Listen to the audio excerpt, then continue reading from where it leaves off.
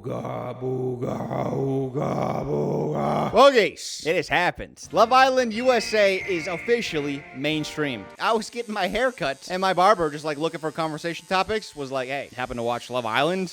And I was like, you're not gonna believe this. Not only do I watch it, but I make videos about the show, and then I make apology videos about my opinions on the show. Season 6 was such a rampaging success. They have their own spin-off show now that they're following the castmates in real life. I thought I'd be more interested in that. I don't think I am. But when I made that video, I didn't know that Season 7 was right around the corner. In fact, Season 7 had started airing before I had uploaded the Season 6 video, which I don't know if that's good timing or bad timing, because here's Season 7 now, and we're waist deep in slop once more. With Season 7, am I going to love the most hated people again?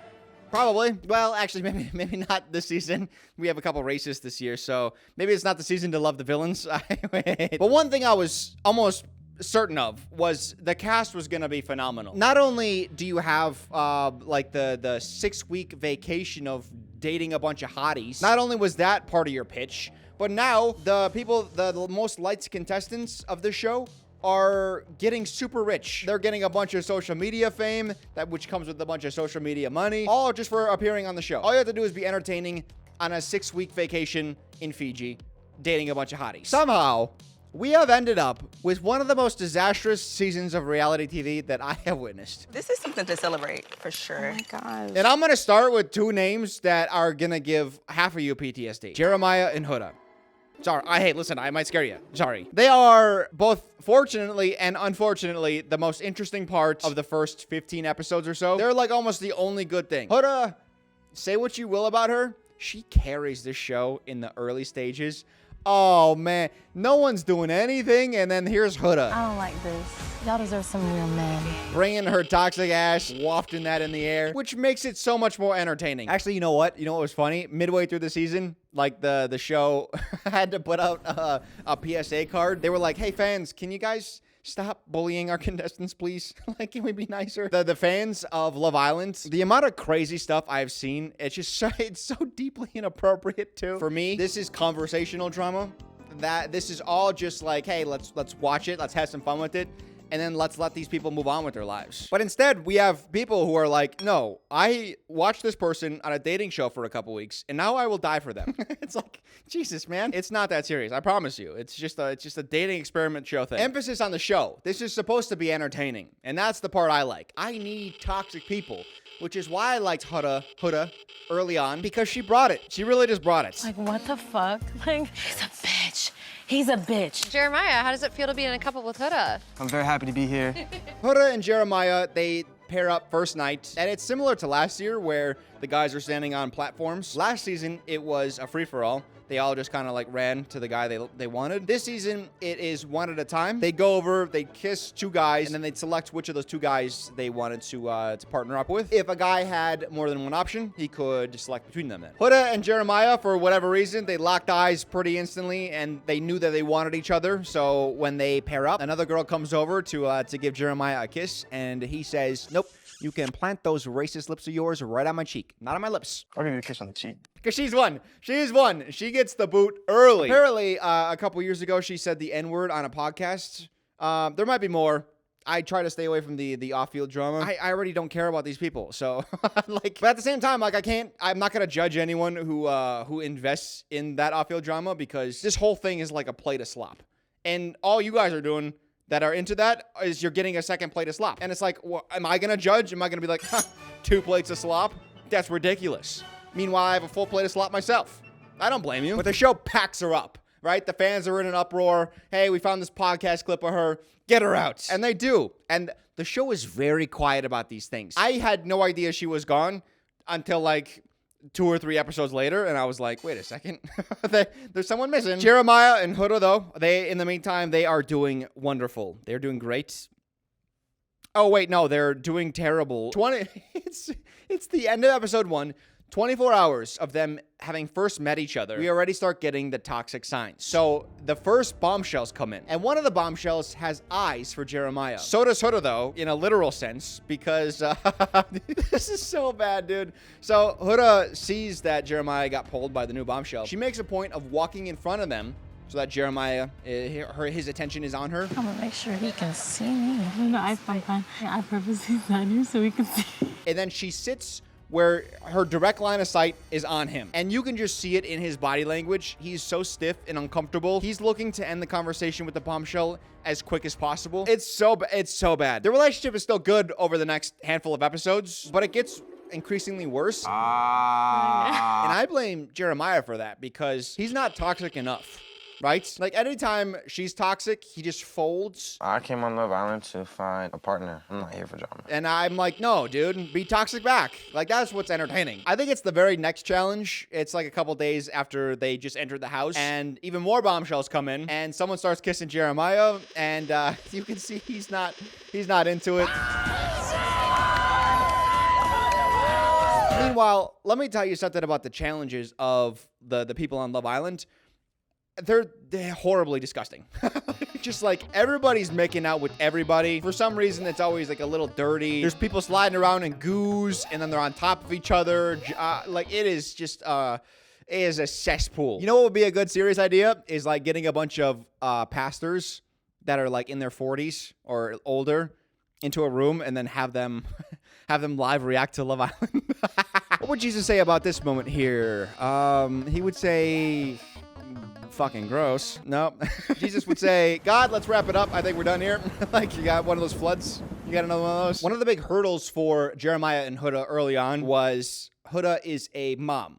Now, I know that might be a little confusing as to what I mean by that, especially if your name is Nick. Mommy? I'm a mom. A mom of what? A dog? I have a daughter. Like in real life? Yeah. Like a daughter, like a real baby? Yeah, like a human child. She waits until, I think it's about day 3 that she tells Jeremiah. Now, here's her rationalizing of it. This is my life. This is my child's. I need to know I can trust you before I introduce that part of my life to you. Now, that logic sounds good on paper. It sounds terribly if you think about it for even half a second, because not only did you tell 2 people immediately when you came into the house. Your mom? I am. I know this, right? How old is your mommy. baby? She's 4. But you're telling all of fucking America. Like, everyone is aware. And the worst part about this is the show airs as we're watching it. So there was a time where all of America knows that Huda has a child, but her own partner doesn't. I like knowing that a guy is like fully invested in me before I spill the beans on me having a kid. And the logic is especially stupid because, Huda, it's not like you're introducing Jeremiah to your daughter. You're just letting Jeremiah know that that daughter exists. The truth of the matter is, and we all know this, you didn't want to tell Jeremiah so that you can kind of get him hooked, make him feel attached to you, and then drop the information on him. So that makes it more difficult for him to leave because he likes you already. We all know it's manipulation. That's how it is. I am a mom. Oh my God, hold on, let me. Now that the show is over, by the way, I did see a little clips have been floating out there now of like the castmates doing interviews and the drama that's followed post Villa. And I saw a clip where Huda is trying to further rationalize why she waited to tell Jeremiah. And one of her rationalizations was like, you never know, people. Some people have mommy fetishes. There's people that have mom fetishes and shit all the time. Like, do you know what I'm saying? Like, I'm trying to let them get to know me first. I had to make sure he didn't have a mommy fetish. I was like, are you sick? Are you sick in the head? When I say Huda is toxic, I mean like toxic. And I think I solved part of the reason why. And I'll share that with you a little bit at the end, you know, like as a conclusion. But I want to give you some examples. Remember when I said that, like, the very first episode, it's the 24 hours after they met each other? Not only is she staying in his line of sight, but eventually she decides, you know what? You've had enough time with this man. Hey, baby. That's good. I'm happy. Can I pull you for a chat? It's specifically saying baby. You didn't say that because that's how you refer to each other. You said that for her sake. So you're like, oh, by the way, do you know we call each other baby? It's not important, but hey, baby, you ready? I love that specifically because if you were to call Huda out for that, there's enough plausible deniability where she could be like, oh, no, that's just what we call each other. You're crazy for thinking so, right? It's so easily gaslightable, you know? That's what I love. I love toxicity where you can defend it. That's how you know it's someone's really good with being toxic. There's a talent to it. You're a liar. You're a fucking liar. Another moment, the pancake fiasco. Dun, dun, dun. This is probably like 10 days into the villa or so. All the boys, and this is a tradition all the boys cook breakfast for the girls every single morning. One morning, Jeremiah undercooks a pancake for Huda. Now, Jeremiah doesn't know that there is an undercooked pancake, so Huda comes downstairs and starts whipping up some more pancakes. And she's struggling with something in the kitchen, and she's like, Cowboy, can you come over here and help me? And Cowboy does. And Jeremiah is standing somewhere nearby. So Jeremiah is over at a place eating his breakfast, and Huda comes over. And it looks like Jeremiah's done, but he still has some food on his plate. And Huda says, You need to eat all of your food. Why? Because you're a man. Okay, Mom. What the fuck? and then she gives him a little side eye. She does not like that comment.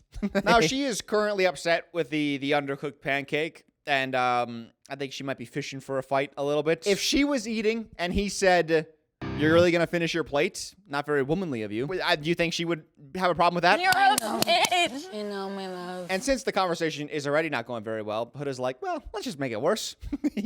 I love this so much. You should thank your boy Taylor. He helped me with, like, my breakfast today. Now, Jeremiah is like, you didn't ask me for help. You asked Cowboy for help. And now you're mad at me because you asked Cowboy for help instead of me? And she's like, yes. You're mad that another man helped you make breakfast instead of me?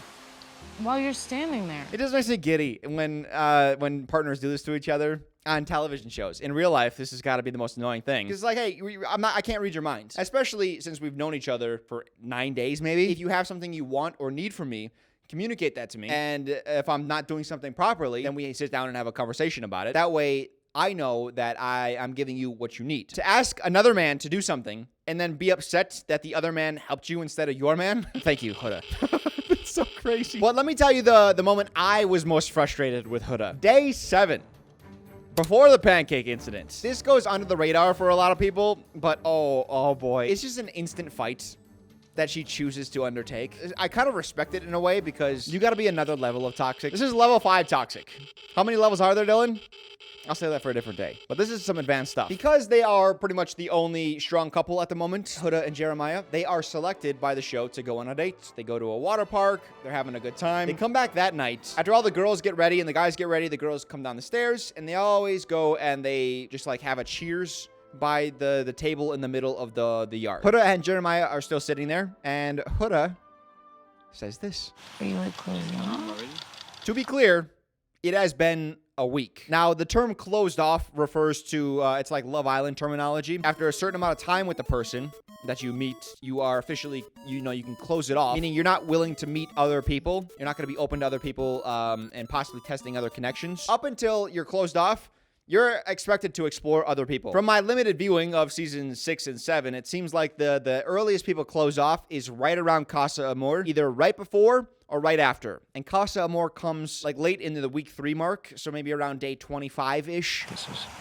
early. So what, are you just waiting for something better to come along? Yo, I am fuming. When I saw this, I felt upset on Jeremiah's behalf. What, are you just waiting for something better to come along? Because yes, the answer is yes, Huda. Like, that's the whole point of this thing, is to test out numerous connections, and then you find the best one that you feel most comfortable in. That is the whole process. Negatively framing that you're going to partake in the process that is intended, it makes me so angry. It's like have you ever seen speed dating? It's kind of like an older concept. You see it in a lot of older rom-coms. I think it's the girls stay seated, and then the guys, after 5 minutes, there's a bell, and then the guys move to the next table. So everyone meets everybody. And then based on whatever 5-minute chat felt best to you, you can exchange contact information and do the likes. Imagine being like 3 minutes into your first 5-minute chat, and the person across from you is like, so when the bell rings, are you going to get up and talk to other people? So you're going to go search for someone better than me. You don't think I'm good enough? So you hated this conversation? I'm taking it? Like, you want to fight. That's all you want. That's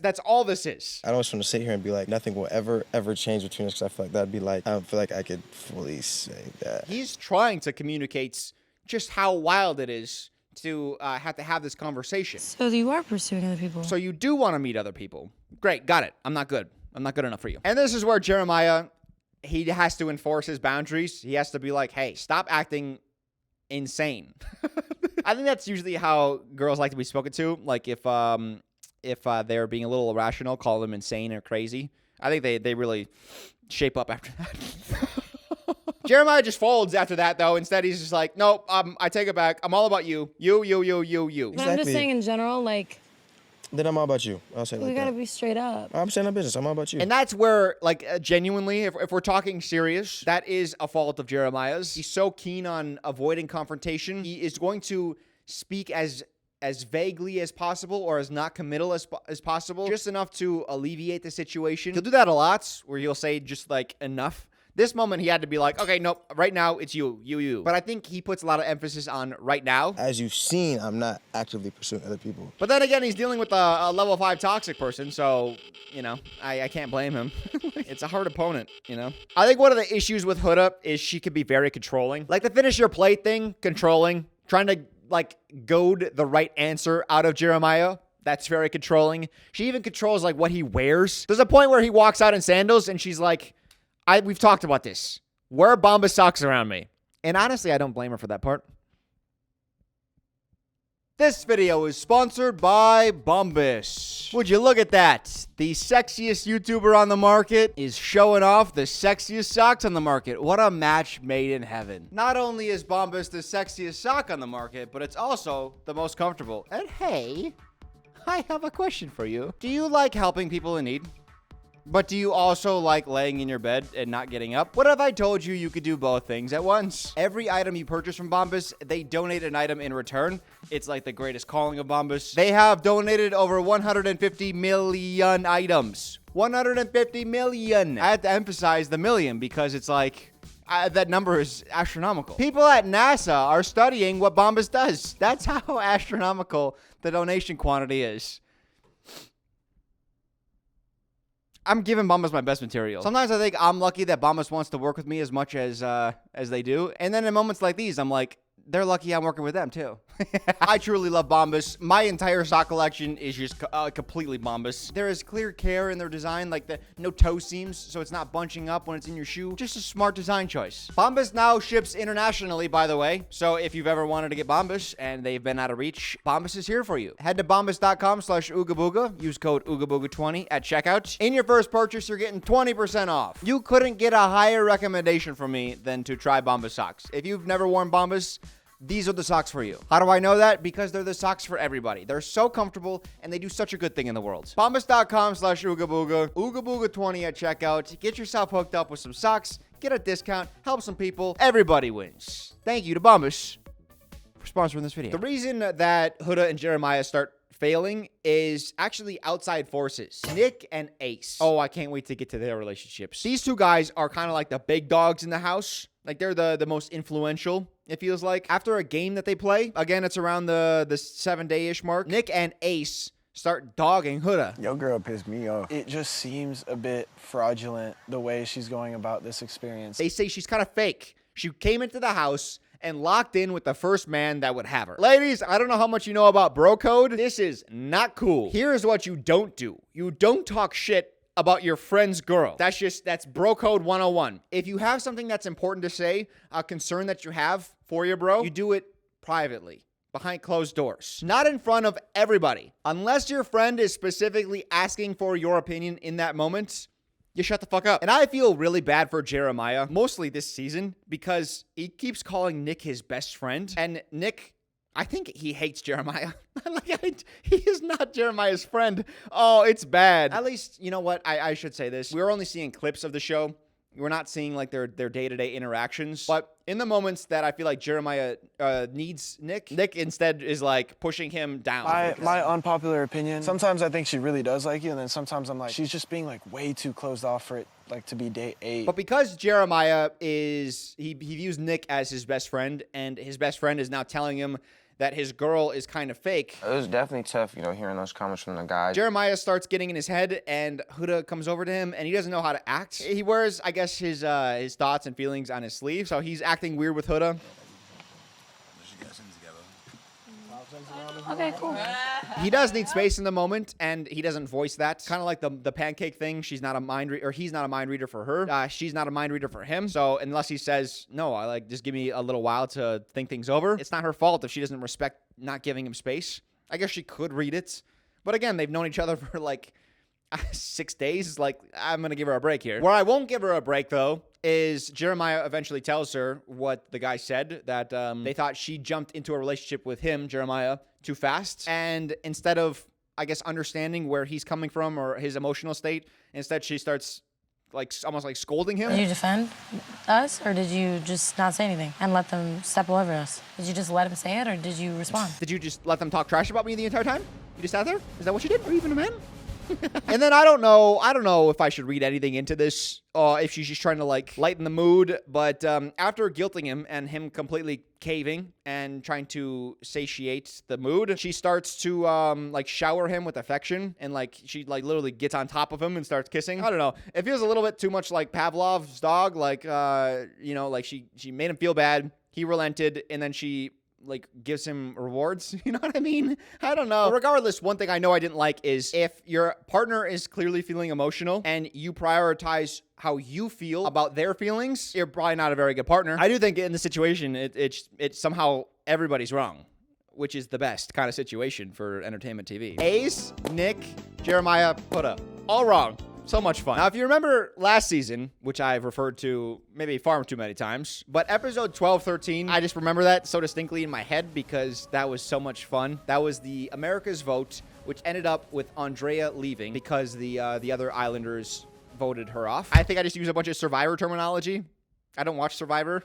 I feel like I'm mixing the shows up a little bit. But this season, we have another twisty. America's doing another vote, but a bunch of the bombshells have come in. But now we have America is going to vote the bombshell into a couple. So they're going to break up 3 couples, essentially. America has been voting on who the new bombshells should couple up with. The 2 guy bombshells are just voted by America into the person that they were chasing. I think it's Olandria and this girl.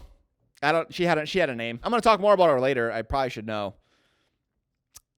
But the 3rd bombshell, Iris, she had been getting along with Ace, and it looked like, you know, that they were going to be a match. If there was a bonfire, they would have chosen each other most likely for coupling. But this is where America gets dirty. Instead of coupling her up with Ace, they couple her up with Jeremiah. What? What the fuck? Not because her and Jeremiah want each other, but simply because they want Jeremiah and Huda to not be together. I feel like we had like the best connection in here. To be clear on the timeline, this is after the pancakes, this is after all the fighting, this is after Ace and Nic. People are just exhausted with Huda and Jeremiah, America included. That's why they split them up. And this sets off a chain reaction, which is so good. But first, oh God, this is so good. They still need to kick somebody out. One of the 3 people that America split up, the Islanders need to vote out one of the 3. The ones at risk were Charlie, the British bloke, Cowboy, and Huda. Spoiler, they kick Charlie. You have 30 minutes to pack your bags. Which is fun because he tried to take advantage of the system. Once it was revealed that the Islanders would have to vote one of them out, he was like, oi, oh, you have a point. I have something to say. That's Australian. He's British. But he's trying to get a word in. He's trying to make a pitch. And Amaya, she starts saying, no. I just want to say, Are you dead ass right now? oh God, I'll talk Amaya a little bit later. She is probably the most beloved person from the season. She's a big sweetheart. She cries a lot. No, we don't want to do that. We don't want to do that. I think she's just overwhelmed in the moment of having to be responsible for somebody leaving. But like at the same time, it's like you think the producers are gonna hear you and be like, oh, you don't want to kick one of them out? Oh, we didn't know that you didn't want to, so we'll cancel this. Everyone can stay. Good job, Amaya. You saved everybody. It's like, let him say a stupid fucking speech. Charlie, to his credit or his detriment, I don't really know. He manages to persevere through Amaya's cries. Even his own girl is like, maybe he shelved the speech. But instead he's like, yeah, mate, me and my girl, we just had a rocking convo in it. I love soccer.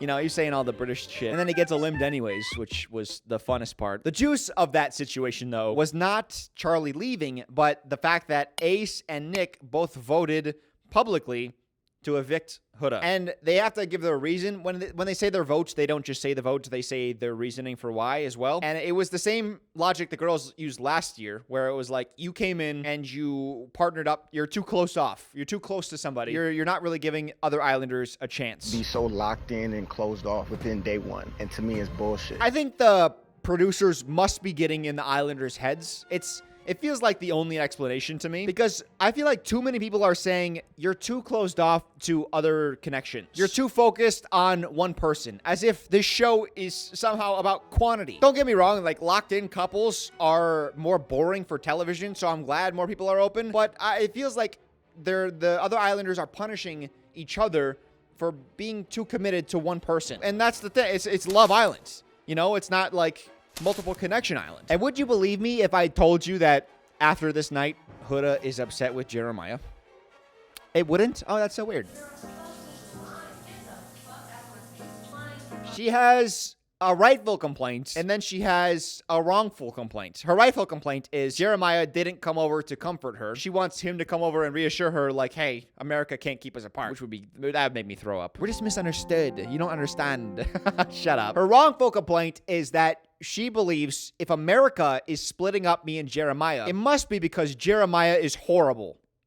It couldn't be anything I did. That was so genuine. And I almost got voted off because he was not genuine. She calls him a liar. She gives him the cold shoulder. She wakes up the next morning and she's talking about like, he did me so dirty. Meanwhile, my guy is he's in a blender. He's not here right now, mentally. He's not too hot to handle, he thinks, in his head. And as if that series of events couldn't get any worse for Jeremiah, he is sent early morning, woken up out of bed. He's sent on a date with his new partner, new coupling, Iris. He goes on the date. They just have a conversation. It's totally appropriate. There's no kissing. There's not really like a whole lot of romance in the air, which makes sense because in his head, he's still committed to Huda. And every time the people go on dates, they always like huddle up. The guys go in one corner and girls go in another corner and they talk about the dates. And when Jeremiah comes back and he's talking to the guys about his situation, Nic is like, hey man, I lost respect for you. The fact that you didn't comfort Huda, why aren't you more committed to her, man? What's up with that? I did lose like some respect for how you handled last night. Because I didn't go and comfort her. Yes. I don't know.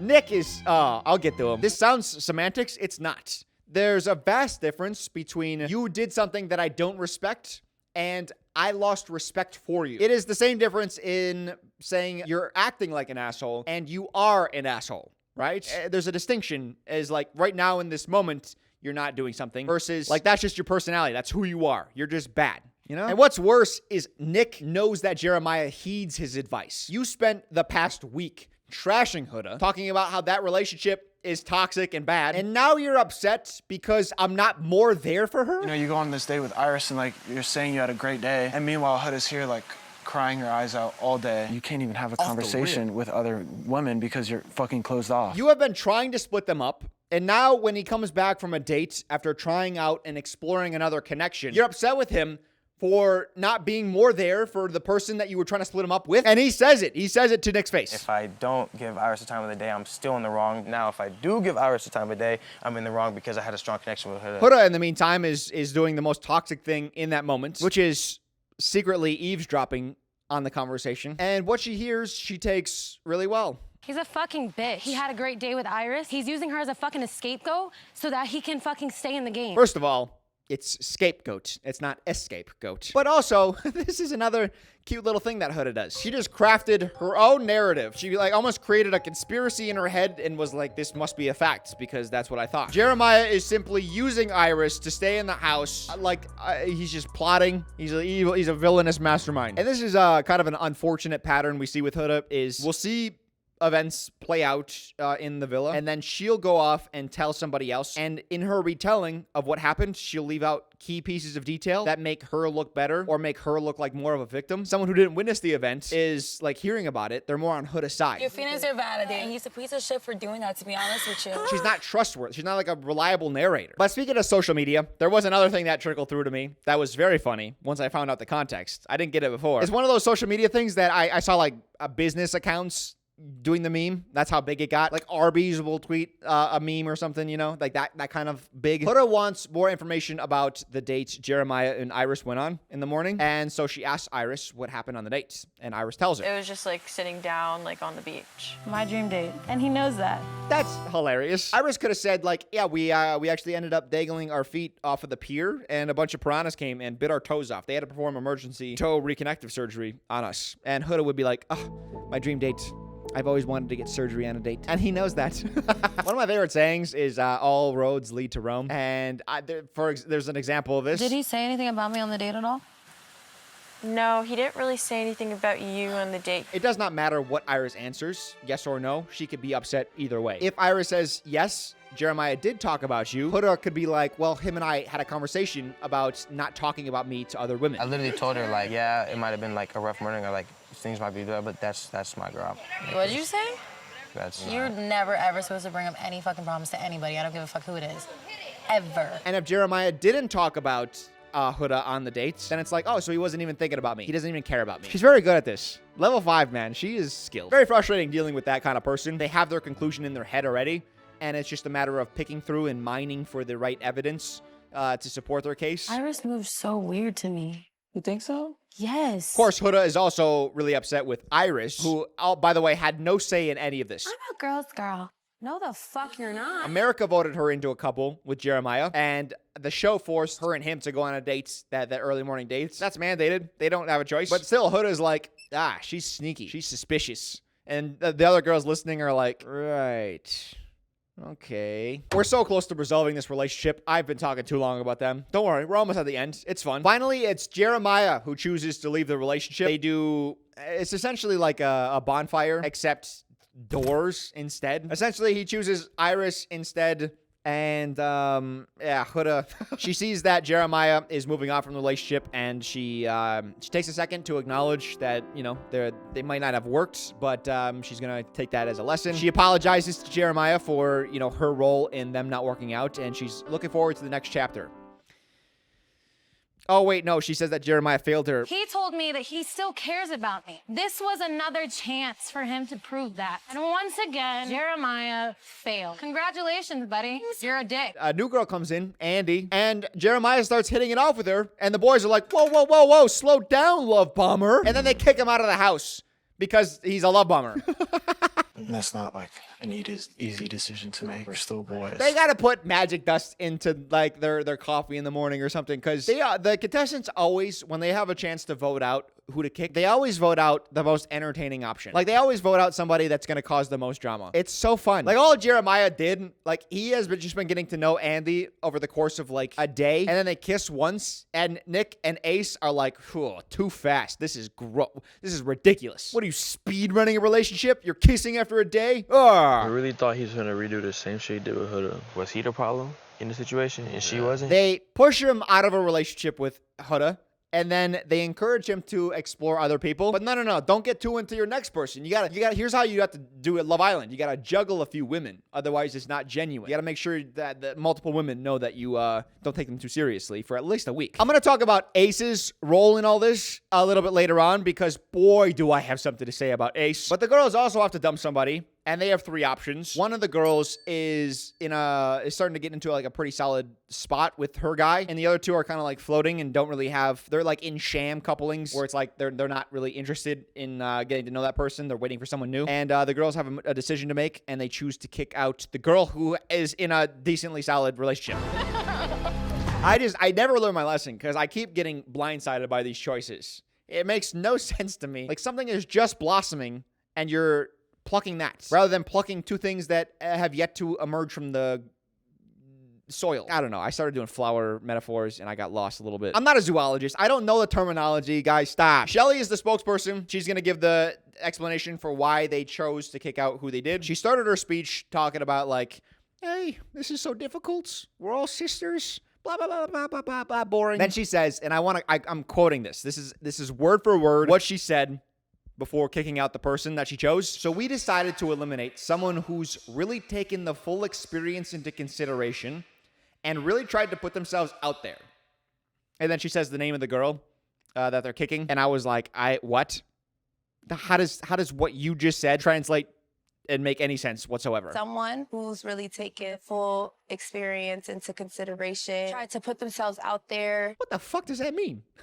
So Jeremiah's gone. Huda's journey continues. Of course, the show wants to keep her because she's the focal point of the conversation. A lot of people online are talking about her because of all the sludge that she leaves behind from being so toxic. She eventually gets into a really nice relationship with Chris, who's a CASA AMOR guy. It's very easy to root for them, and it seems like very early on that they're going to work because a lot of the faults that I thought Jeremiah had, not being communicative enough and not giving Huda enough reassurance, I thought Chris had that unlocked. And it goes so well for about 5 days, and then Huda goes full Huda. I mean, a lot of this shit's triggering for me, I'm not gonna lie. The villa's got babies. They put babies in the house. And it's fun because it gives the Islanders something to do. So that part's good. The trade-off, though, is like the whole episode, there's a bunch of babies crying.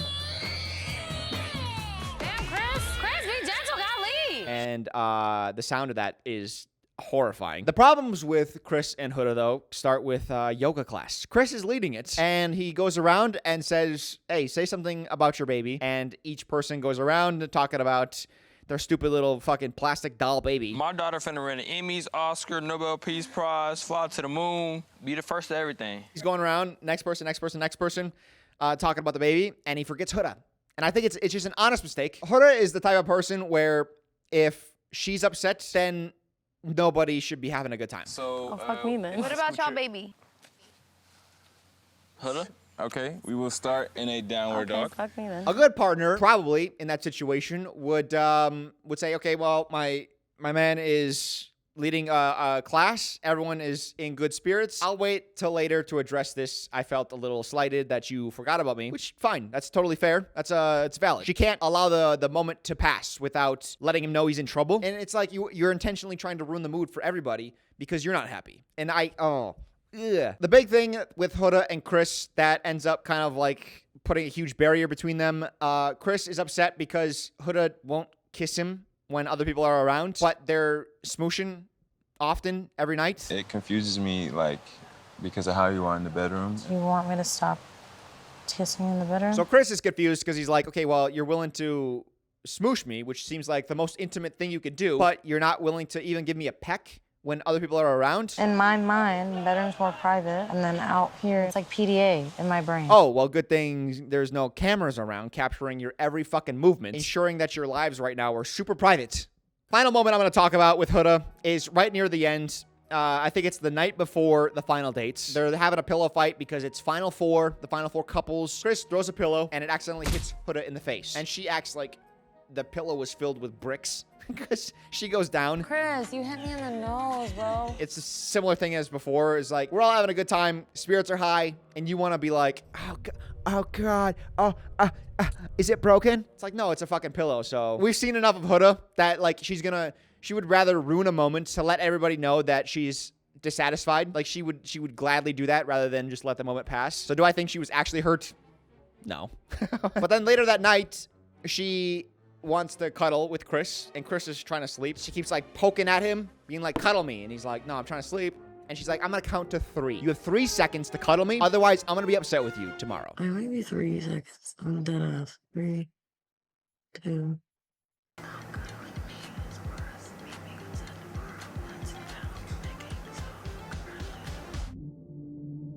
Not that I was on Huda's side a lot of the season, but I thought like, she's just a good person, but I think she's just expressing her things in a toxic way. And then when I saw that, I was like, oh, I think you might not be a good person, potentially. To weaponize you being upset to get somebody to do something that you want to do, that's like horrible behavior. Do what I want you to do or face my wrath tomorrow. That scares the crap out of me, man. That might have been the worst thing that I saw out of Huda this season. You want your partner to respect you, not fear you. Oh, I lied. During their final moment, I'm going to talk about one more moment between them. They're basically breaking up during their final dates, which is awesome. All the final dates are so boring. I usually fast forward through them, but they were breaking up and I was like, ooh, I'm locked in. And as they're breaking up, a singer comes out and Huda notices first, and then they just have to listen to the singer sing their romantic song. And then once they leave, they go back to breaking up. So I think, here's what I wrote about Huda. Probably should have thought about it some more, but I just finished the show yesterday. So I think just Huda doesn't want to get hurt. She's got a defense mechanism where she's actively seeking out problems as a way to like stress test her relationship because she's expecting to be hurt by the guy. So she wants to be with somebody who won't hurt her. And the only way to know that is to put her partner through a bunch of stressful situations to see if they will break and how they will treat her in those situations. Obviously, that's not healthy. There's no amount of testing that is going to make you feel satisfied. It's like, you ever see glass bridges? Can't stand on them. They freak me out. Like you see glass shatter. And I think in that situation, It's like, okay, well, maybe if I stomp on the glass to test it, like, can it take a lot of weight? And you keep stomping on it. And the problem is, if Huda was in the situation with the glass, she's stomping on the floor, but no amount of stomping is going to make her comfortable with standing on the glass. She's too afraid of giving out beneath her. She'd rather stomp on the glass while she's prepared for the fall and then just, accept like, okay, it wasn't going to hold up. So therefore, I was justified in doing the stomping. But the stomping is what caused the thing to break in the first place. I'm a metaphor machine tonight. What's going on, man? And glass bridges and flowers and shit. I might have another one or two up my sleeve. We'll see. We'll see what's up here. Of the guys, Chris was one of the fan favorites of the season from America, as was Pepe. And I'll do Pepe quick. He's one of the early bombshells. Remember when Charlie got kicked, the British bloke? That was Pepe. He was one of the bombshells that got paired with Hannah. And it's kind of weird this season how it works out because Hannah was clearly leaning towards Charlie. And right before Charlie got kicked, Hannah and Charlie were like, yeah, it's you. It's not Pepe. It's going to be you. And then Charlie goes, and then Hannah's like, okay, Pepe, let's try it out. And then she gets close to Pepe, and then she gets kicked, and Pepe's like, freaking great. And I feel bad for Pepe because he goes to CASA AMOR and he brings somebody back. That connection's just not really there. And everyone's kind of getting on his case a little bit because they're like, yeah, Hannah's gone, so connect with somebody else. And he's like, hey, I had my somebody, and then you guys kicked her out, and now you're upset at me for not finding someone better? Like, what? Come on. And now that Hannah's gone, like, can't keep living in the past. There's now a lot of opportunity here. She brought out a side of me that doesn't ever get brought out. It takes a very special and specific person to do that. And then he eventually finds Iris, who he only partners up with because her partner gets kicked. And then Pepe and Iris are like, okay, let's try it out. And then they ended up super connecting. So I don't know. Everything is so messy. I don't know who's going to get with who after the villa because it all kind of felt like a bunch of equal relationships, like Pepe and Iris or TJ and Iris. And then there's Hannah and Pepe, and then Hannah and British bloke. There's a couple of these situations where it's like, I can see it going either way. Yeah, we'll be doing a reunion, I think in August. I guess maybe a couple weeks after this video releases. So we'll see who ends up with who. I don't care. Let's move on to Cowboy and Olandria. Another day one couple that feels like it has the potential to ride all the way to the finale on horseback. I'm going to start calling her O. Olandria is... When I was starting to write out my notes, I was like, Olandria is a lot to type. I'll just type O. He is Cowboy because look at his day one fit. I knew I didn't want to use his real name after I saw that fit. I was like, yep, yeah, you're a nickname guy. Oh, man. I have had my own fashion faux pas. I think he just wears the blazer and nothing underneath it. And I'm like, oh, boy. And a cowboy hat, too? Jesus. Cowboy and Olandria, I think they were pretty well liked, especially early on. They're a little bit awkward with physical intimacy. I think that's their only hiccup early on.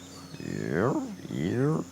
It's starting to get to a point where, like, after a week, if you're not initiating that stuff, are we just friends? Like, are we just not going to broach that? With Ace's encouragement, Cowboy makes a move. I think he ends up kissing Olandria. Oh. Actually, I take that back, because, no, there is something that happens. Night 2. They've only been in the villa 24 hours, but they play a game where they're all wearing blindfolds, and then one at a time, they raise their hand if they want to go and make out with somebody, and then since they're all blindfolded, nobody knows who went and kissed who, except they're not wearing headphones, so they can kind of hear people jostling around a little bit. O ends up kissing Ace. I kissed Ace.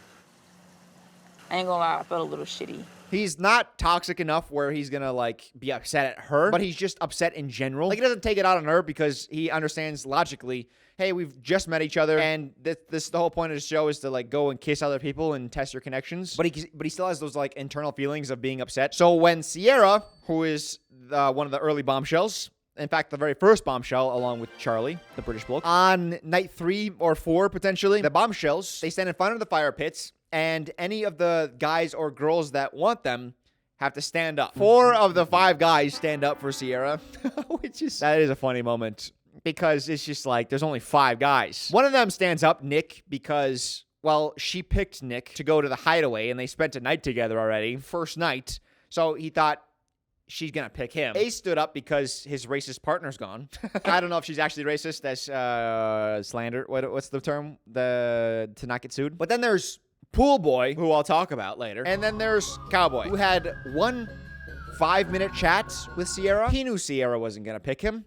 She's not showed any interest in him. I think Cowboy stood up specifically to get revenge on Olandria. A little bit of a get back revenge. Like, okay, you're gonna kiss somebody else? Well, I'm gonna show you too that my options are open. How the hell does that trump what we had going on? If you would have stayed sitting down, you still would have had that chance to explore this girl. Yeah. This greatly frustrates O because she kind of knows that he wasn't gonna be picked. And he knows he wasn't going to be picked. But he's willing to potentially risk their early dalliance for a shot at almost nothing. Like, so you're not really into me if you're willing to risk it, right? Like that would be the feeling that she has. I like Olandria because she makes an effort to apologize to him for her role in this. Like, she feels like she didn't react well. Although she reacted pretty calmly and reasonably. There's only one time this season she crashes out. I cannot express how fucking angry I've been. She should have done it more, frankly. It was super entertaining. But the next day they have a conversation and she says, okay, well, I didn't react well in that situation. And she apologizes to him. And he says, it's okay. I apologize for, like, taking it the way that I did. But you know, you already didn't apologize for it. I'm gonna drop that shit, let that shit go.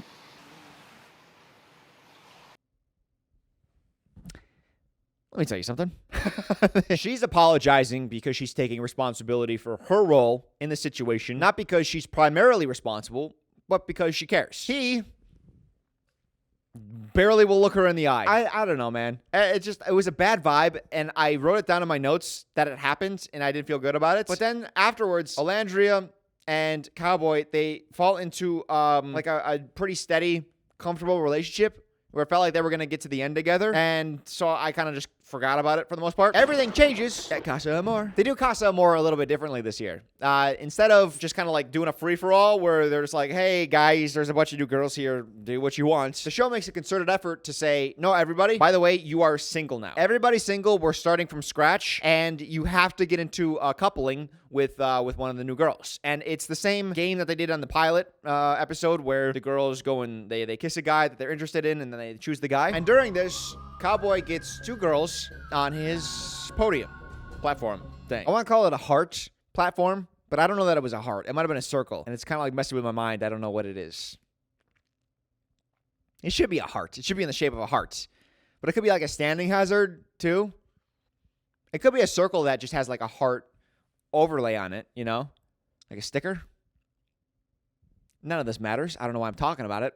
Cowboy chooses Coco over Clark. And then he immediately changes his mind, which I'm not going to judge him too hard because, you know, he had a conversation with both and he realizes he has more in common with Clark. I will say one thing the show did well, they gave the CASA AMOR contestants more power. So there was one less CASA AMOR guy and girl than there were like original cast members. They do a recoupling, and one person from the original villa is not gonna have a couple, and they're possibly gonna go home. So they're like, oh shit, I gotta really try to connect with one of these CASA AMOR people so that I'm chosen. And I appreciate that because I feel like CASA AMOR, if you're in a pretty strong connection already, you're not gonna be tempted all that much. I think what they should do is they should extend it. Instead of being 3 or 4 days, they should make it a full week, 7 days. And they should also do what Temptation Island does and gather up the people from the original house and show them clips of their partner acting, you know, like inappropriately. I don't know, man. I just want problems. That's all I want. The ones that don't have that partner after the first bonfire at Casa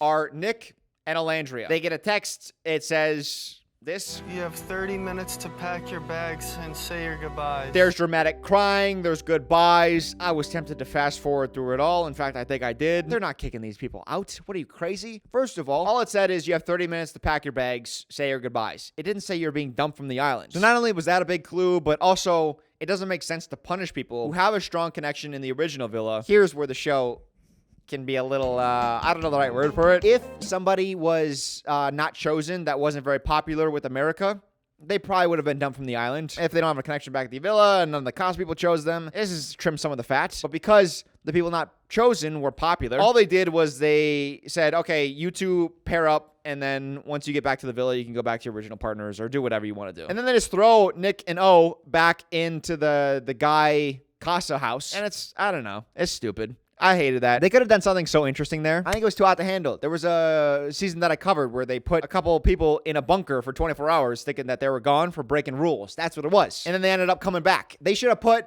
Nick and O in a bunker for a couple of days, kept them aside, let their original partners try to move on, explore somebody else. Maybe they find another connection, and then reintroduce Nick and O back into the house. And then the partners would be like, oh my God, who do I choose? I thought you were gone, so I moved on. Oh, that would be so good. There's so many good ideas, man. I need to do these. I need to be a producer. Although all the contestants would hate me because my goal is mayhem and to ruin their lives. So maybe that's not good for them. Nick and Olandria, they have a conversation before they go back into the CASA house. Olandria is like, yeah, well, great. We'll partner up for now. And Nick is like, yeah. Well, I don't know about for now. Like, maybe maybe you and me. Maybe you and me. I've been wanting to get to know you. This text is the perfect opportunity to do that. Which is weird because right before CASA, him and his original partner, Cierra, had just started having the should we close off conversations. Cierra was seemingly ready to close off. Nick was not quite ready, but he was, considering that idea. And then he gets to CASA, and he starts flirting with CI. I don't remember her name. I just remember her name is CI because she's a corporate investigator. He goes so hard for CI. If I were to couple up, I would definitely choose Jaden. She's not even interested in him. It's so weird. CI is interested in Pool Boy, but Nick is so obsessed with, trying to win her, and I'm like, you have a girl. I had and have a great relationship. And then all of a sudden, he is, kicked from the house, and then he has an opportunity to be with Olandria for a few days, and he's like, hey, how about we try something? I don't know. I think people love Nick. I think he was one of the fan favorites. Some of the movements he made were a little slimy to me. I feel like he's there for the TV show, for sure. He's not there for the connections and all that. So I think maybe that's why I have a problem. It's a little fake to me. Olandria, though, is not that interested in getting to know Nick because she still has Cowboy. She thinks she's going to go back, and her and Cowboy are going to reignite. Turns out Cowboy is moving on. He's got Clark now, and he chooses Clark over O. Clark. What? Oh my God. Fuck no. Are you serious? That was such a crazy blindside. And the shocking part was it felt so like a foregone conclusion that it would be Olandria. Not only did they spend 3 weeks together, slowly building the foundation of their relationship, but also right before Cowboy chose, she went to the photo booth, which they have in the villa. She took some kind of sexy photos, and then she kissed the back of the photo card with lipstick and then put it in his drawer for him to find. And he saw that, and I was like, oh my God. If a girl did that for me, I would be moved. But instead, he's like, no, thank you. It's not a problem that Cowboy chose another girl. You have to go with your gut and your heart. The show discourages, in fact, I think they disallow letting other islanders know their exact decision. They want the blind sides. They want the drama at the bonfires. That's what makes the show, right? Is the reactions to crazy decisions. But usually you can kind of give breadcrumbs so that you don't blindside your partner that you've been with for 3 weeks, that you're going to be choosing somebody else. Cowboy's just not great with communication, though. And I think that's his big downfall. Yeah. Cowboy was up for eviction. Remember when British bloke went home? Cowboy was one of the people eligible, and I don't think he got a single vote to leave. I kind of wanted him to go there because he just doesn't have a TV interesting personality. Yeah. No, he did get a vote. It was Pool Boy. Pool Boy voted him out. There was a scene this really, really quickly where Pool Boy went to him privately to kind of explain himself and apologize. He's like, hey, sorry for voting you out. And Cowboy was just like, nah, that's cool. And then that's it. So cool, bro. I know you've been tough for this. Come on, make some TV, dude. Be upset. Have a conversation about it. Oh, he's just I don't know, man. There's just no entertaining there. Speaking of Pool Boy, I'll give him a quick section here because, I wanted to like him so bad. And it's my own fault. I stereotyped him in my head as a really fun guy. In 2002 teen rom-coms, there was always the nerdy middling guy who had a crush on the hot popular girl, right? You know those movies? Oftentimes the villain would be the cool asshole jock who would bully the nerd guy protagonist, right? There was a fun variant of that plot where instead of an asshole jock, there was a really sweet idiot jock who would be the boyfriend to the hot girl. He finds out that the nerd has a crush on his girlfriend, and he's like, oh man, why didn't you tell me? Here, put on my Letterman jacket. You look super cool. Yeah, go ask her out. That's who I thought Pool Boy was. He looks like he's 2002 hot.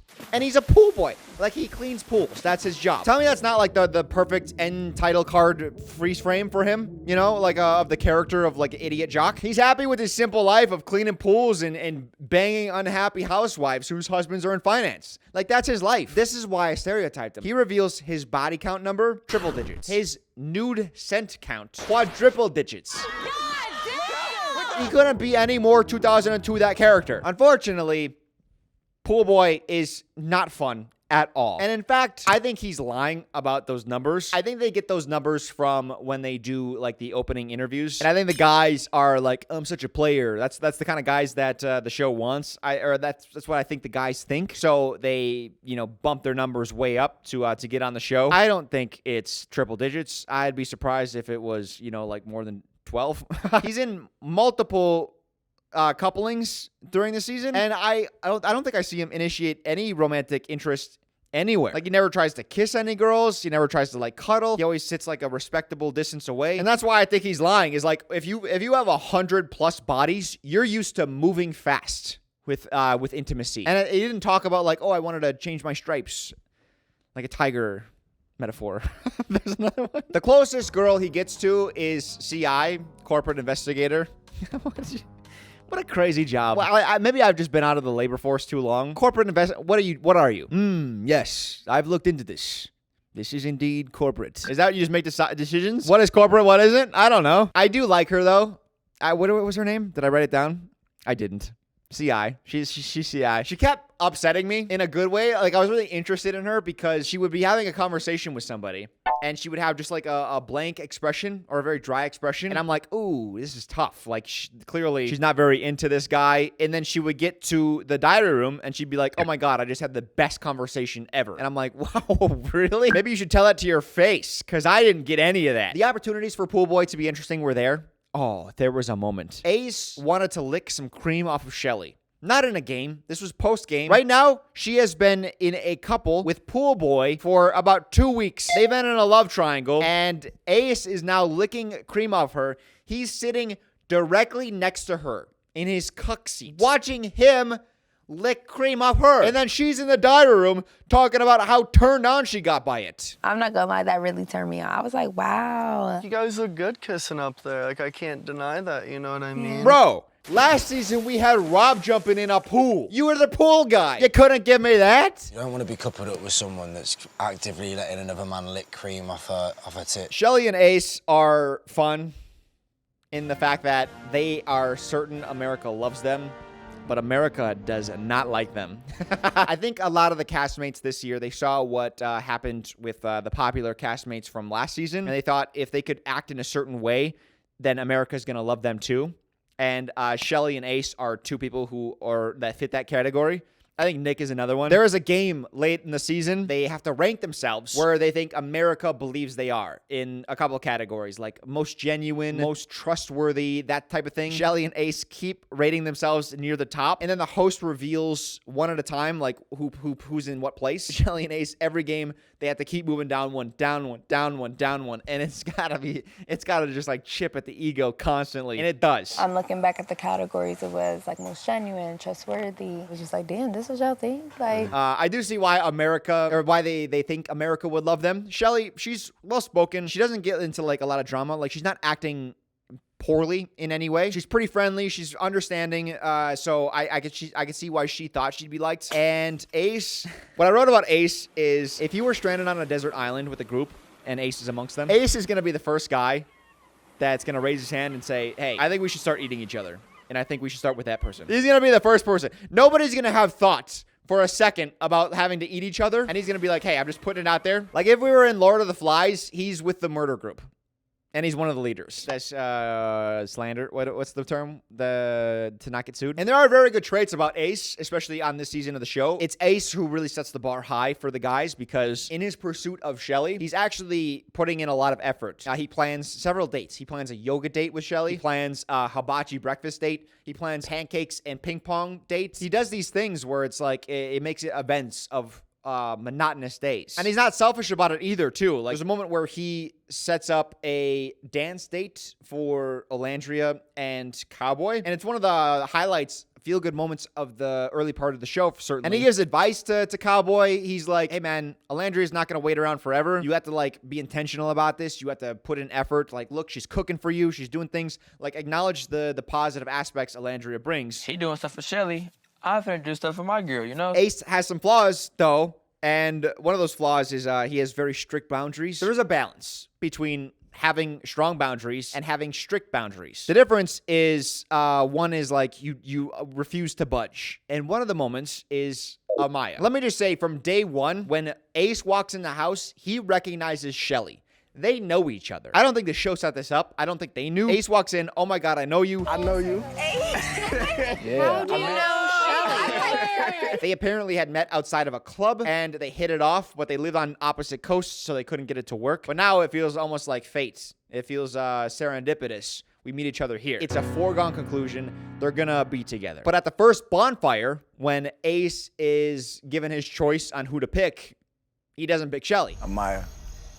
Congratulations, Amaya. I was very surprised at this, and I think the logic Ace was using is Chelly, if I pick her, there's no going back. If I pick Amaya and then want to choose Chelly down the line, I still have that opportunity. Like if I want to explore other options, I can't do that when I'm with Chelly. So let's just get all my exploring done before I get with Chelly. I think that was the thought. My guess is. That's just a guess. For the first night, he picks Amaya.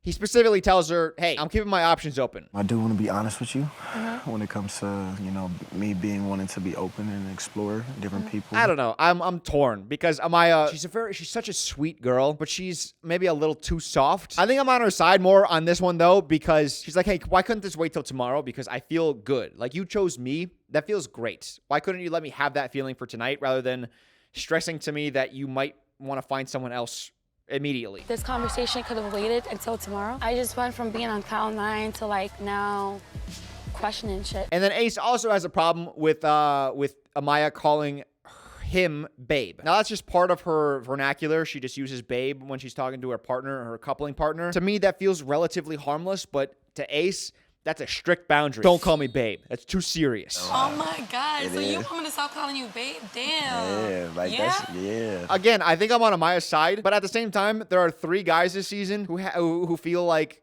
Amaya moves too fast and uses babe and it's uncomfortable to them. Maybe it's more of a big deal than I realize. It doesn't sound like a big deal, but the fact that there's 3 people specifically who are like, that's a problem, then maybe there's more to it than I am considering. But just on the face value, it feels like that's not a big deal. And I think my problem with Ace is they're having a conversation about that boundary.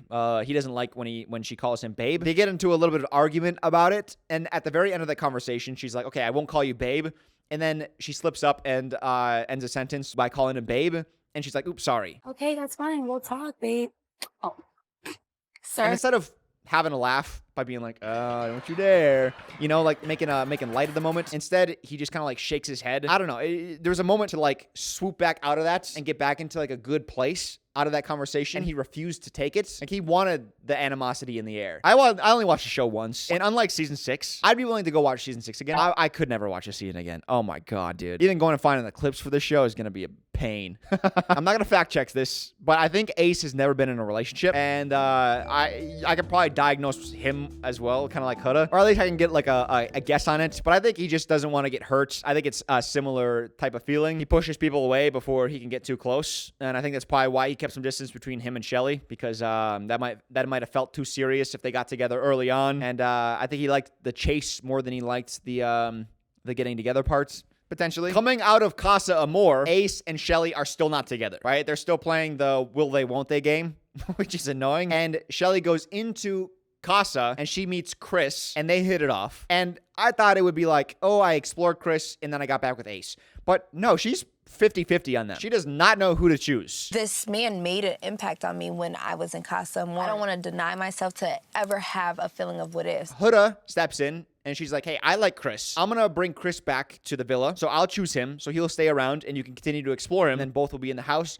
And if you want to keep getting to know Chris, you can. And then Huda starts getting closer to Chris. And Chris doesn't tell Chelly, but he tells Huda, like, I'm taking a step back from Chelly because, I don't know, she's just not putting in enough effort to, it doesn't feel like she wants me. With not getting the reciprocated energy I need back from Chelly, it has given me a little bit more of an opportunity just to dive deeper with Huda. It's this weird thing that hangs in the air for multiple days. So in the days after CASA AMOR, 4 or 5 days later, Chelly and Chris speak like one time. Chelly is 50-50 between Ace, who she's talking to every day, is doing dates with her. He's putting in all his efforts, and Chris, who she's not even talking to. and she can't decide between them. We're going to talk about 2 games, and specifically Chelly and Ace's role in both of those games. Probably the best game of the season, the postcard game. Either anonymous or signed, they write down something that they dislike or a problem that they have with another Islander. And I thought, there's no way this is going to be good. Like, who would just kick up a storm for no reason? Why would you write a bunch of insults to have them read aloud in front of everybody? That's just mean. And then everybody does it. You cry more than David. You try to move too fast for everyone. That's fun. Everybody writes just mean shit to each other. It's so fun. I don't know how you've made it this far. You're just enjoying your time in the villa. Oh, what a rude thing to do. And I love it. Ace and Pool Boy get into it during Ace's turn. This moment has been building because Pool Boy has made a couple mentions to Ace and his posse, like Ace is running the house type thing. He's an Ace follower. I mean, their little ringleader Ace is just gonna tell them all what to do. It's just weird in like a social type of game. I would understand if there was big prize money and there was like elimination type style game like Big Brother, Survivor. There's cliques, there's clear alliances, that sort of thing. In Love Island, you don't need any of that. Everyone could just be kumbaya joyful with each other all the time, and that's fine. But there was tension between the two, and there was the easiest slam dunk arguments for Pool Boy. He just had it on a platter, and he didn't take it, and I was so pissed. Pool Boy is upset that they sent Jeremiah home. So he writes on the card something about that. To Ace from Austin, when it comes to Jeremiah, he was damned if he did, damned if he didn't. Ace is like, Jeremiah was not going about this the right way. He was a love bombing. Andrina, do you feel like Jeremiah was coming on to you pretty strong? Yeah. There goes my point again, of the whole love bombing thing. And I so badly just want a Pool Boy to say, what do you mean love bombing? He got into a couple that he was into and the girl he chose was into as well for several weeks, and you spent a lot of time trying to break them up. Then finally, when he heeds your advice and he finds somebody else after a day, and he finds like a nice other connection, you kick him. You want him to take advice from you, who after, 4 weeks, you still struggle to get into your first connection? You want him to follow your lead. Your way is right, his way is wrong. Is that what you're telling me, Ace? Oh, that bothered me so much. Ace feels like, oh no, the way I'm doing it is the right way. And it pisses me off so much, man. Oh, that piss. They also play the heart rate challenge game, which last year, again, another reference, so fun. Essentially, they all came to do like a stripper thing, put on costumes. They had one-liners. I thought I wouldn't be into that game because it's a little too wild and nasty for me. But it ended up being one of the highlights of the previous season. It was so good. And then they do the same thing this year, except instead of one girl coming out to all the guys and then one guy coming out to all the girls, they're all sitting there as couples and they're doing dances as couples. So it just ends up being a makeout game. Everyone's just making out with everybody. And it's just like, okay, this is like every other challenge then. There's not a ton of creativity, but there is drama, and it involves Huda and Ace and Chelly. This is all pretty vague. It's all described in what follows. So if you're like, what happened? Nobody knows. But apparently Huda, when she was dancing on Ace, trying to get his heart rate up, because that's the purpose of the game, Chelly took umbrage with Huda's actions. I was so disrespectful. Like, I wouldn't do no shit like that. Chelly, in the meantime, she's going to Chris, who she still thinks she's in the love triangle with. She kisses Chris, goes around, dances on other people, and kisses some other people, and then comes back, doubles back to Chris, which Ace finds objectionable. Like, you know, you're going back for seconds? You and me are partners in this game, and we're currently coupled up, and you're doing that? To me, it was unnecessary. That shit pissed me off. And that's me being all the way real with you. But then Chelly is upset with Huda for dancing and kissing Ace for too long of a time. Listen, I might be out of my depth here. Everyone is on Chelly's side. So maybe Huda did go too far. That's a challenge. That looked a little more than just a challenge. But I think it's also on the show, and it's also on the contestants for not explaining like what happened. Like to me, this whole game is degenerate. Chelly, you just went and kissed the guy you liked outside of your partnership, not once, but twice. You went back for seconds. Everyone is making out with everybody. People are kissing on the mouth, on the thighs. It is a game for degeneracy, period. And again, the purpose of this game is to get everyone's heart rate up as much as possible. So Chelly's in the DR being like, Huda, if you wanted to get Ace's heart rate up, you should have did a peekaboo on him. You should have tried to scare him to get his heart rate up. I get it, hearts need to be racing, but you could fucking jump in somebody's face and peekaboo or some shit to make their heart race. You didn't have to do all that. No one's scaring anybody to try to get their heart rate up. It's not happening. I don't know. Maybe I am in the wrong about this, but this whole game is so disgusting to me as it is. Like, everyone is going around merry-go-round kissing everybody. And you think you're gonna put your lips on mine? Ma'am, his saliva is still in your mouth.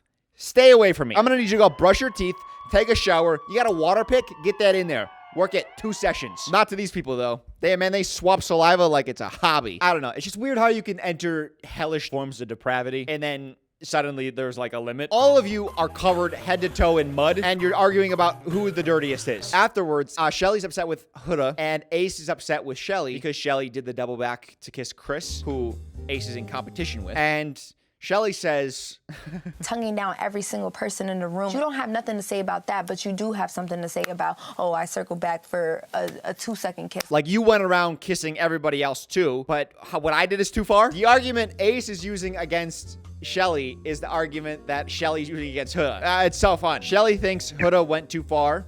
And then Ace thinks Chelly went too far, and Chelly's like, no, it's a game. We're all just having fun. It's not too far. Everyone's kissing. And then Huda does it, and it's like, wow, we got a fucking problem. I do have a theory. Just an idea.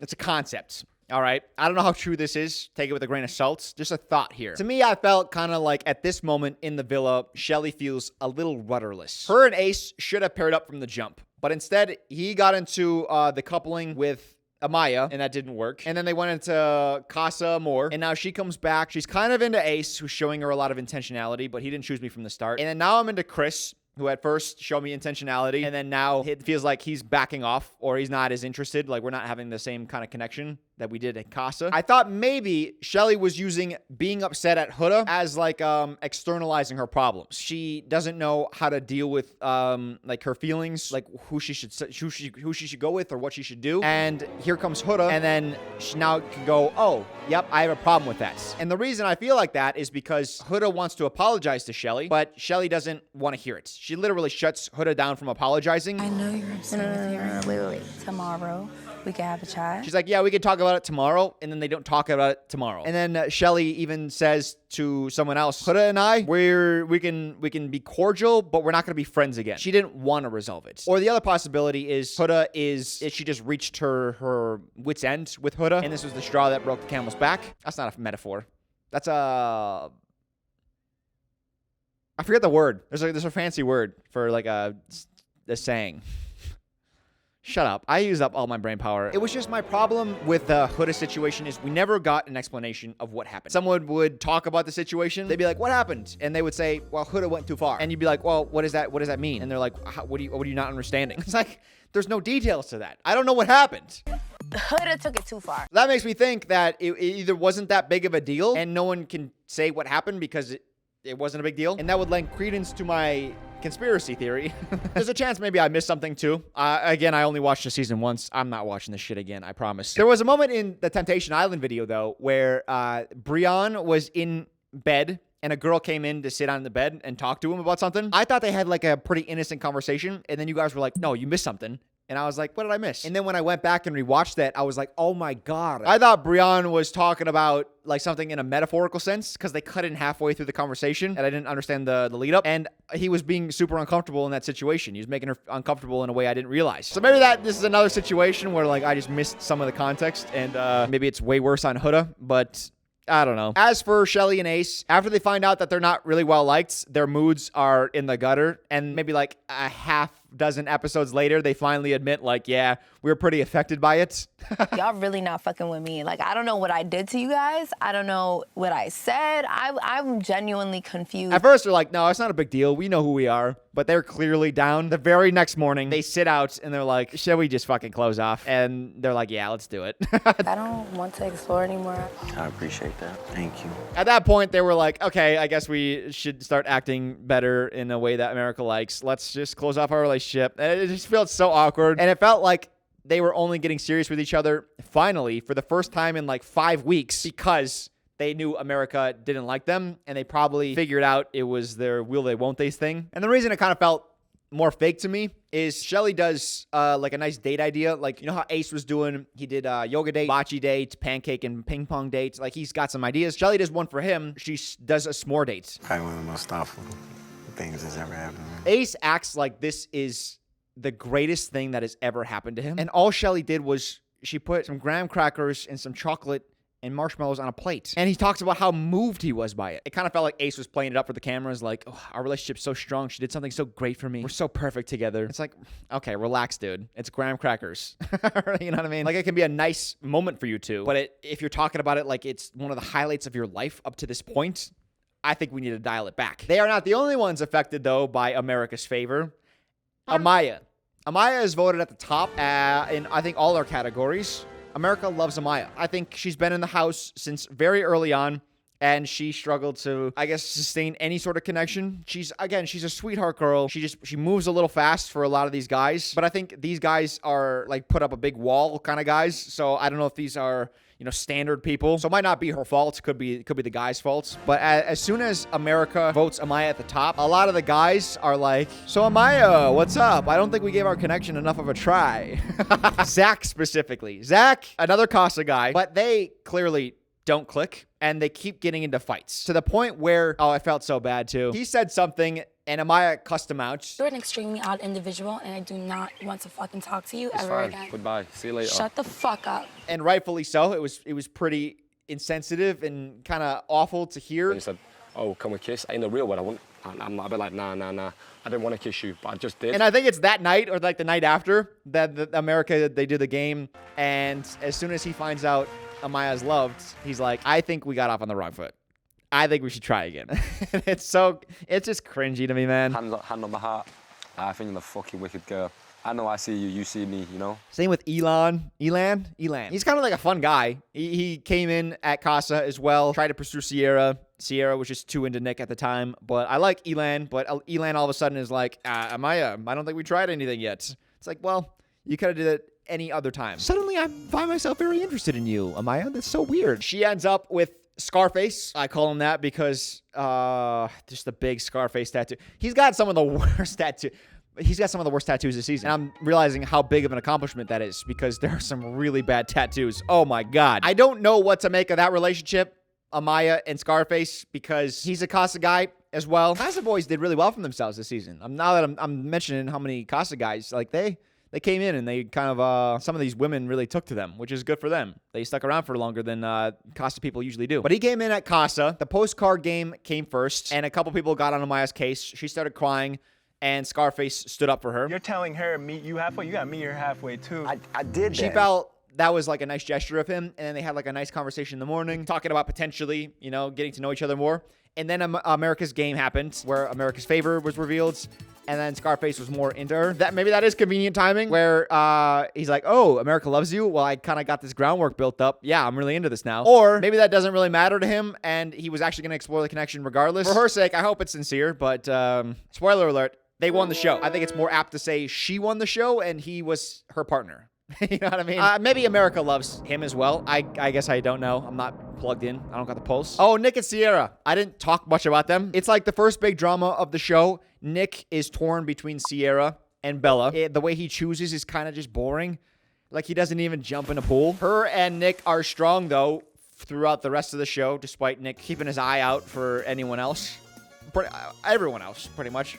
But then Cierra gets removed from the show because old clips of her start to surface. She used a slur. Uh-oh. She got kicked off the show. I watched her apology video. I guess that's a little bit that I did keep up with. And it seemed like a pretty well-received response, too. She handled it like a pro, I'll be honest. Like, I don't know if she's got media training or she's just really adept with it, but, man, she nailed it. Took accountability. She apologized to those she affected. She even mentioned that her family was being harassed by government agencies. Like, people keep calling ICE on her family, so she gets some sympathy there, because that's super fucked up. I have noticed that uptick in trend recently is like, hey, I don't like you. Let's create a campaign where we call government agencies and try to destroy your lives. That's another level, man. Is it not sufficient enough anymore to just be like, I don't like you? Like, even leaving that comment. Like, that's fair. Or make a video like this complaining about that thing and then move on with your life, like I will. It's almost like movie villains. you get satisfaction when they get their comeuppance. Watching a show, you kind of create protagonists and villains in your mind, and you want to see that villain suffer as much as possible, but it's like almost like an interactive play where you get to play a role. Like, I'm gonna alert Ice about her family and watch her life be destroyed, and that'll bring me satisfaction. I was part of the good team that brought down the villain. It's like, yeah, you might be a little too invested in this. You do realize we're in reality, right? And this affects real people that you do not know. And that's coming from me. I'm the guy that doesn't take any of this serious. These are all like play people for the show. But I do know when to separate reality from fiction. And some people don't. Oh, and another point about Nic, too. I guess part of the reason I felt he was a little slimy, or a little wormy, I think I put. I like wormy better. He and Cierra did eventually close off. After CASA AMOR, he kissed Olandria, and then he was like, you know what, Cierra, actually, you're the one for me. So he closes off his relationship with Cierra. And when you close off, that's like, hey, we're going to start exploring what it's like being together outside the villa. Like, we're going to be in a relationship, potentially. We're going to start figuring out how that works. And then she's removed from the house. And then immediately, like within 24 hours, he's like, all right, Olandria, I'm willing to give this a shot. You bring out like a lot of good things in me that I don't see too much of myself. It's like, dog, there's a week left. What are you moving on for? Like, when you close off with somebody, if they leave, you leave. That's how I feel. And if you want to stay, I don't know, man. It just feels a little wrong to me. It feels like you just didn't care. Specifically on this point, I was going through the footage, and I went back and rewatched when Huda overheard or eavesdropped on the conversation when the boys were sitting around. Jeremiah had just gone on the date with Iris. Nic, when he said he lost respect for Jeremiah, he specifically said it was your responsibility and your duty as a man to be there for your woman when she's going through something. As a man, I think it's like your job to be there for like a woman that you say you're committed to. But then Cierra leaves the villa because she's going through something. And what do you do? Are you there for your woman? You guys are closed off. Jeremiah and Huda weren't closed off. But you guys are even more serious than they were. When you have a chance to be there for your woman, you instead get into another relationship within 24 hours. And that's the relationship you're pursuing. I'm fine. Like, hey, if you want to be like, hey, I lost respect for you, that's just my code of conduct, fair. I might disagree, but I can respect, that disagreement. But if we're using your rubric that you set for respect, then no one should respect you because you weren't there for your woman. So people should lose respect for you by your own rules. But people love Nic and Olandria and them together. Oh, if I had to listen to another conversation about how, oh my God, Nic and I are on the same path. It's just so crazy to me how our journey has been so much alike. Our journeys are so similar. We found each other in the end. Is this fate? Moments keep leading us back to each other for a reason. What if all these problems were meant to be and like it's coming back to this? I heard that just constantly, more so from Olandria, and their families came and they said the same thing, and it was just like the same message repeated. Oh, sickening. I do like Olandria though. Nic, like as individuals, they are going to have opportunities, but oftentimes it's the coupling that gets the opportunities. So even if you are in like a little bit of a sham relationship for the fame, you would stay in the relationship. Like if Nic and Olandria broke up, are people that interested in seeing where Nic goes and what's his next move, and do they want to see him again? I don't know that they do. But I think Olandria treated the show genuinely. I think that's why I have a better impression of her. I think the show got too obsessed with keeping their original cast. They had less bonfires, which are a good source of fun. I think that was one of the lessons. They were like, yeah, you get attached to the early people, and if your favorites are gone before the halfway point of the show, are you going to continue on with the show because it's a bunch of new people you don't care about as much? And I think that's smart, but at the same time, your initial cast has to be dynamite. Last season it was. This season it wasn't. Another note I put is, why are you not casting more mentally unstable people? I need some people going off the rails. Like, where was it? There was a moment, Hannah. Good thing I remembered her name, because there was a moment for her that I think summed up this entire season. She was with the British bloke, and then Pepe came in and gave her attention as the bombshell, and her head got turned for a while. And she kissed Pepe up in Soul Ties, which is like an upstairs area that's private and really romantic. And then the next day, Charlie pulls another girl for a conversation because, well, if you're going to go kiss somebody, I should probably get to know other people too. And then she flies out the handle. She's like, oh my God, that's like cheating. I'm fucking sick right now. I can't believe you're coming at me, but you literally just went out and made out with some guy. He went and pulled her. Yeah, I know I went and kissed that guy, but he pulled me for that chat, and you pulled her, so it's different, and your situation is way worse. Meanwhile, everyone's like, that's insane logic. She's exploring. You guys aren't closed off, so he should explore too if he feels like it, if he wants to. And then later that night, Charlie is talking to another girl, I think it's Amaya, and he's like, I think I don't know. I just know she's up there with Pepe right now. They're probably making out again. And I'm like, dude, Charlie, relax. And then they cut to Hannah and Pepe, and they are making out. And I was like, okay, fuck. Like, she just got mad at him for pulling another girl for a chat. And then she makes out with Pepe again. Like, it's so fun. But then almost immediately, she comes to her senses. And she's like, oh, wait, I'm acting crazy. I need to stop. And she does. And I'm like, why? I was so pissed. I'm not even joking.